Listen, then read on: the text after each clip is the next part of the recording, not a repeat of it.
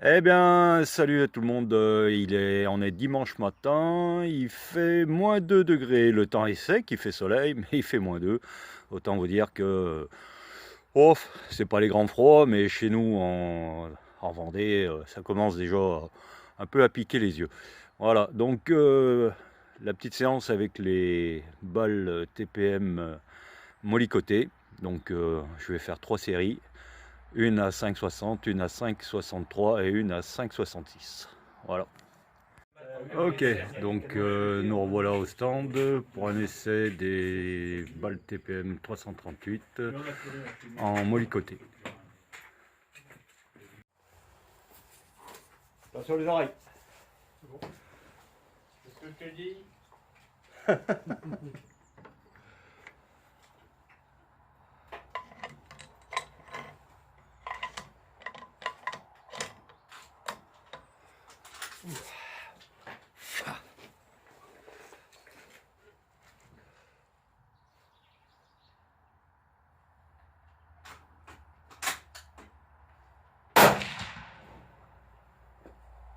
Ça dit quelque chose?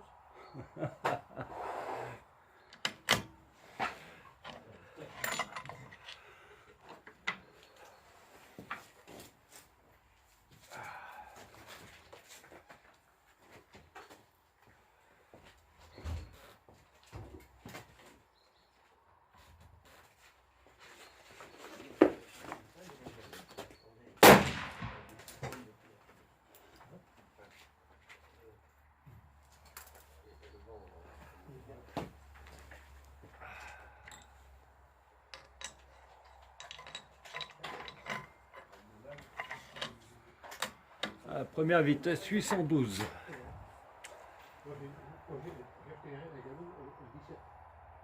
l'as, non? Ouais. Ah oui, t'as un canon en 17. Ouais, ouais. Ah oui, qui va sur ta jaune là. Tu t'es pas souvent avec, si? On dit que tu en as eu plusieurs fois. Ouais. Tu fais mieux qu'avec le 22. Ouais. 801. En mètre.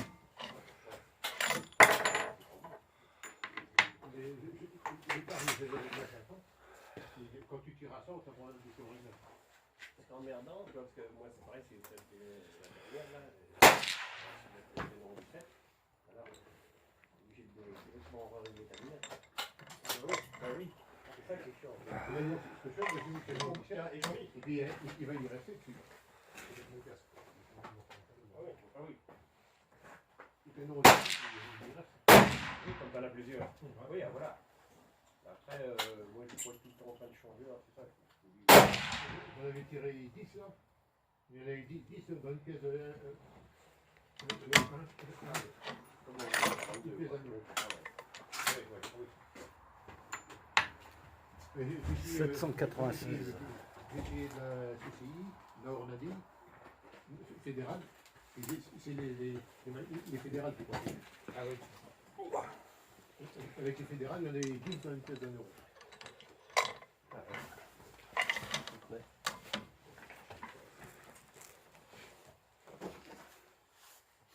Tu prends toujours? Non, j'ai tiré hier.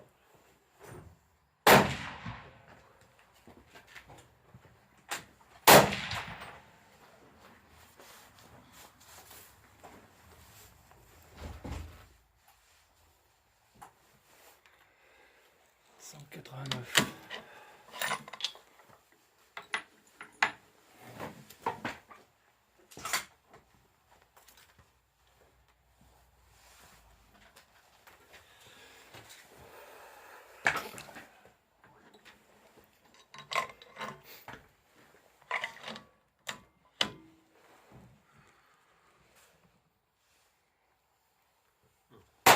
Du bipied.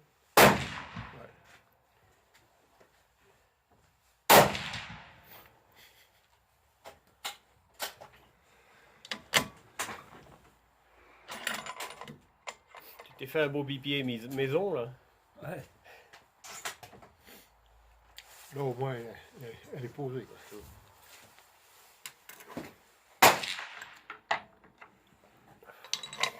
suis en train de filmer. Hein? Je suis en train de filmer.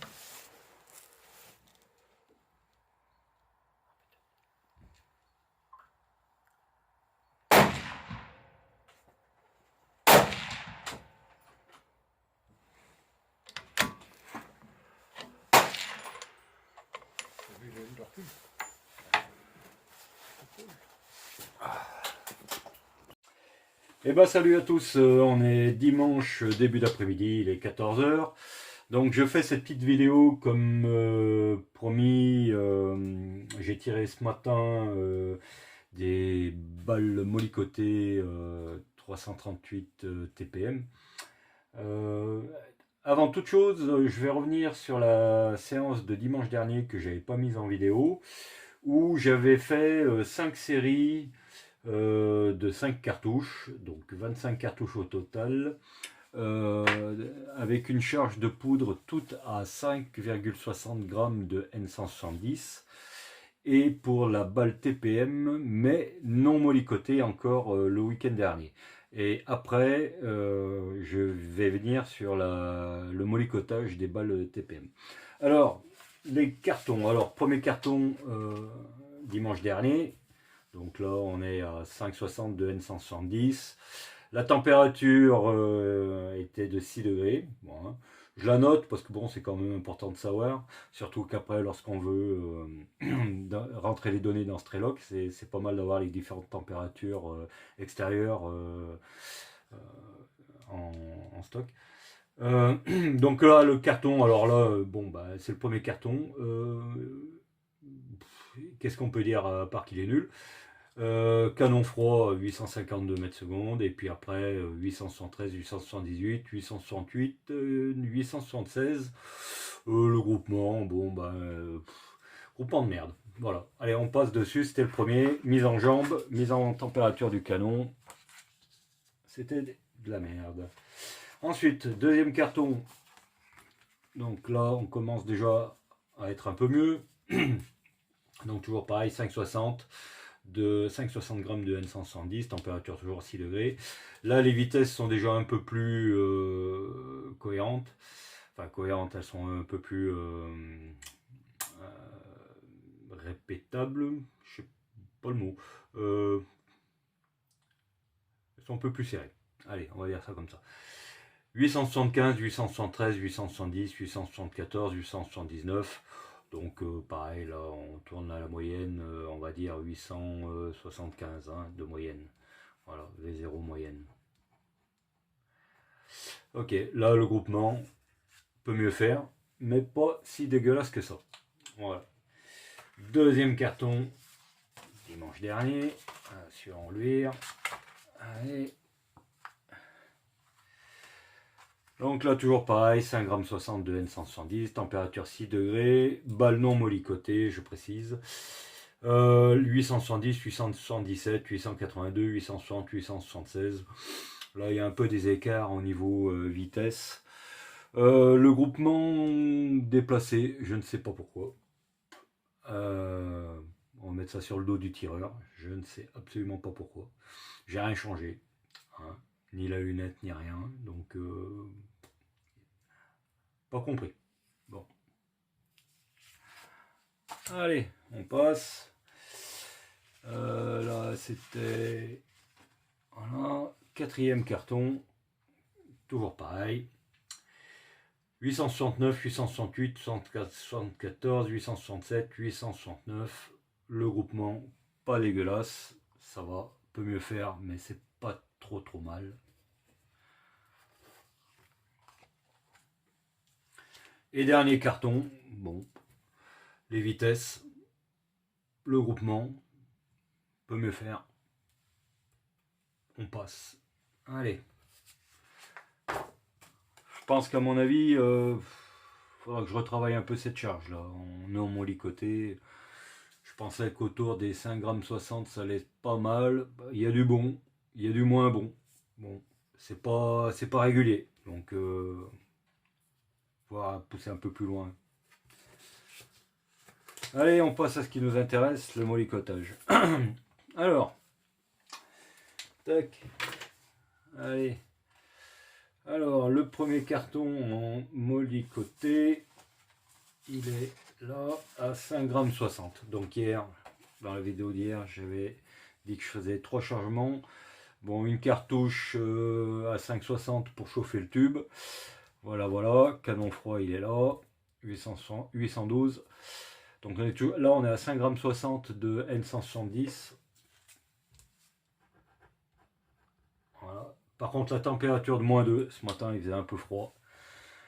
Alors, qu'est-ce qui saute aux yeux tout de suite? Bon, hormis le groupement, c'est les vitesses. Alors, les vitesses. Donc, hormis le canon froid, là, donc on est d'accord, on est sur 5,60 g de N170. Je n'ai rien changé par rapport au niveau de la poudre, des amorces, etc. Je n'ai rien changé par rapport à du non mollicoté. Par contre, là où ça interpelle, bon, on ne parle pas trop du groupement pour l'instant, hein. C'est les vitesses. Alors là, on est tombé à 801, 796, 789, 777, 772. Là, on a perdu quasiment 100 mètres secondes. Alors, je mollicote depuis pas mal d'années maintenant. J'ai mollicoté plein de calibres. Du 300 Savage, du 7RM, du 300 Magnum. Alors là, je suis un peu sur le cul quand même, parce que je sais pertinemment que lorsqu'on mollicote, on perd de la vitesse. C'est normal. Le molly, le bisulfure de molybdène, c'est un anti-friction. On se sert aussi du bisulfure de molybdène en industrie pour des rampes, des glissières, etc. pour éviter que métaux contre métaux, il y ait trop de friction. Donc c'est un anti-friction qu'on utilise aussi dans le tir. Donc, qui dit anti-friction, donc forcément la balle glisse mieux dans le canon, moins de pression derrière la balle, donc c'est normal, les vitesses descendent à charge égale, je parle bien à charge égale, ce qui est tout à fait normal. Lorsque je tire du 7 Remington Mag non mollicoté, j'ai une vitesse X. Si je mollicote cette même balle avec la même dose de charge, je descends en vitesse, c'est normal. Mais pas autant. Alors là, c'est ce qui m'étonne un peu là-dessus, pas autant. En général, la vitesse chute pour la même charge de poudre, on va dire de l'ordre de 10, 15, 20 mètres secondes. Rarement plus. Rarement plus. D'ailleurs, j'ai jamais constaté que ça descendait plus. En général, on perd entre 10, 15, 20 mètres secondes. Voilà. Et évidemment, pour retrouver la vitesse initiale qui nous intéresse, il faut réaugmenter un petit peu la charge de poudre, ce qui est normal. Hein. Lorsqu'on mollicote, il faut toujours remettre un peu plus de poudre pour remonter sur la vitesse qui nous intéresse. Mais là, je dois dire que sur ce coup-là, je suis un petit peu sur le cul. 100 mètres secondes. J'avais jamais perdu autant en mollicotant une balle. Voilà. Alors, il faisait moins 2 degrés ce matin, il faisait 6 degrés la dernière fois. La température joue, mais pas autant. Là, ça explique pas tout, on va dire. Voilà. Ça explique pas tout. Alors, voilà. Donc, même en augmentant la charge derrière, bon, je vais faire voir les deux cartons après. Bon. Alors, puis là, on a des vitesses un peu erratiques quand même. Hein. 796, 789, 777, 772.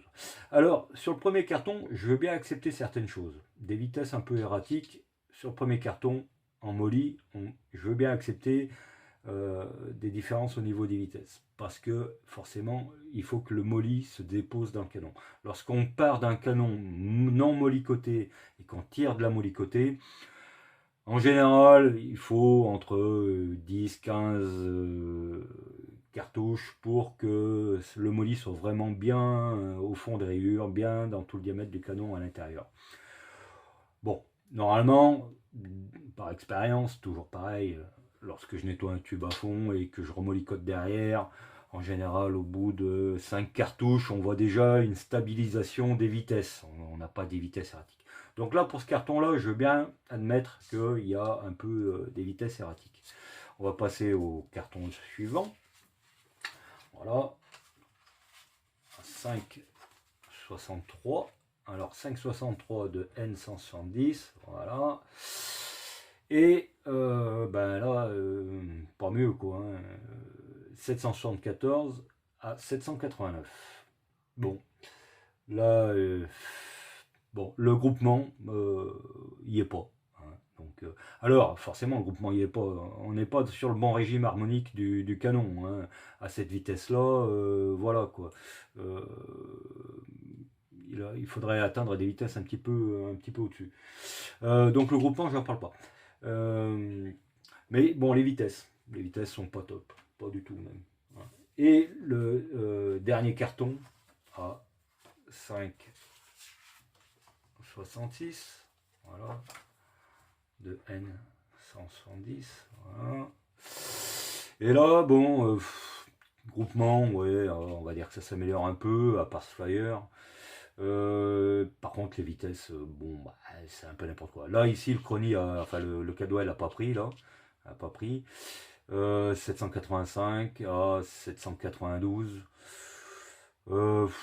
Ouais, du 778. Enfin, bon, là, c'est pas. Enfin, voilà, quoi. Je sais pas trop quoi bien en penser de cette affaire. Bon. Alors. Je pense que je vais peut-être continuer à essayer de mollicoter. Enfin, je continuerai l'expérience. On verra bien. Bien que ces premiers résultats ne m'inspirent pas bien confiance. Hein.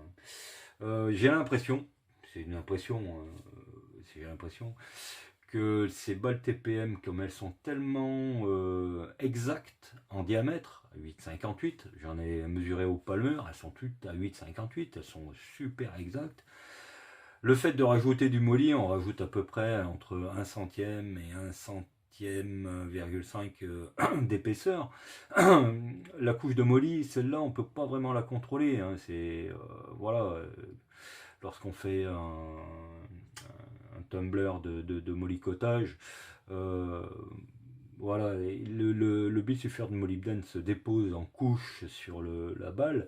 Maintenant, de là avoir un contrôle total sur l'épaisseur de bisulfure de molybdène qu'on dépose sur la balle, c'est pas possible. Donc, est-ce que ça influe à ce point-là? Je sais pas, je saurais pas dire. Ce que je peux dire par contre, c'est que le mollicotage, je le fais sur d'autres calibres, ça je l'ai dit, ça marche super bien. J'ai des super résultats. Je vais pas faire voir mes cartons, c'est pas le but. Enfin bon, voilà, en 300 mag, en CTRM, bon déjà les groupements sont largement meilleurs, je fais sur 5 cartouches, je fais un trèfle, quoi, voilà. Tous les impacts se touchent, c'est pas du trou dans trou, parce que le truc trou dans trou, voilà, il n'y a qu'à la télévision qu'on voit ça, ou dans les matchs de bench rest, mais là on ne parle pas de la même chose. Mais bon, voilà, lorsque à 100 mètres, sur 5 cartouches, on fait un joli trèfle, on va dire. Hein, les 5 impacts qui se touchent vraiment, qui sont. Ça se voit un bon groupement, je pourrais en faire voir un, tiens. Voilà. Là, on n'est pas non plus, c'est pas génial, quoi. Voilà. Mais par contre, ce que je voulais dire, c'est que au niveau des vitesses, bah là, ça tourne à 2 mètres secondes près, quoi. Donc je sais pas, j'arrive pas bien à comprendre là ce qui se passe sur cette balle. Voilà. Alors je vais pas non plus abandonner tout comme ça, je vais refaire d'autres essais, il faut essayer. Hein, j'ai jamais entendu dire encore jusqu'à présent que un tireur essayait de mollicoter des monométalliques. Peut-être que certains le font et peuvent me laisser un commentaire sur leur impression et sur l'expérience qu'ils en ont. Ce que je vais faire moi par contre, c'est continuer un peu l'expérimentation, quoi. Donc je vais continuer à mollicoter, je vais essayer. Alors là ça va être compliqué par contre, autant sur les autres calibres avec des balles classiques, genre Ornadi ELD Match, etc. Quand on mollicote on perd 10-15 mètres secondes, c'est facile de remonter, de regagner ces 10-15 mètres secondes. Hein, en rajoutant un peu plus de poudre, forcément dans l'étui, c'est super facile.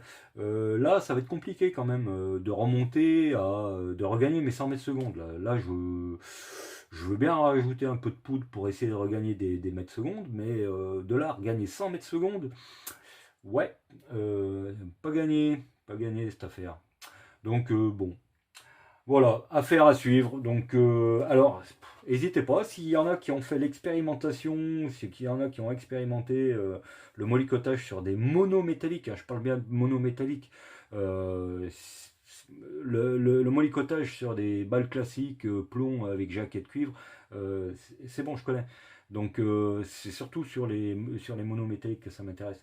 Donc s'il y en a qui ont eu l'expérience, n'hésitez pas en commentaire à me mettre ça. Ça peut m'intéresser, puis ça intéressera d'autres personnes sûrement.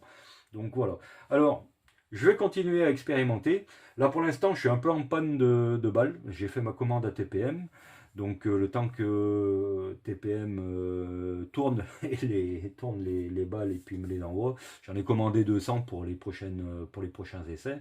Donc j'attends de recevoir mes balles TPM. En parallèle, j'ai aussi recommandé d'autres étuis. Voilà, parce que je compte bien d'ici fin mars, début avril, descendre en Haute-Loire à Raboulet pour expérimenter sur le terrain. Donc jusqu'à 1600 mètres, je vais expérimenter.